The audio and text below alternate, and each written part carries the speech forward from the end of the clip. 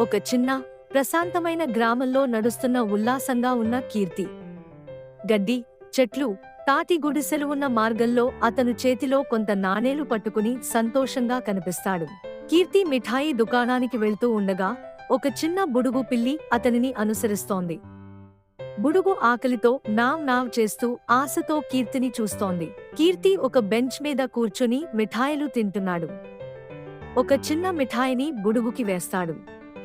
బుడుగు దాన్ని సంతోషంగా తింటూ కృతజ్ఞతతో కీర్తిని చూస్తుంది. కీర్తి కలలో రంగురంగుల మిఠాయిలు ఆనందంగా మాట్లాడుతున్నట్లు కనిపిస్తాయి. అవి స్నేహపూర్వకమైన ముఖాలతో మమ్మల్ని పంచితే మా జీవితానికి ఆనందం వస్తుంది అని చెబుతున్నాయి.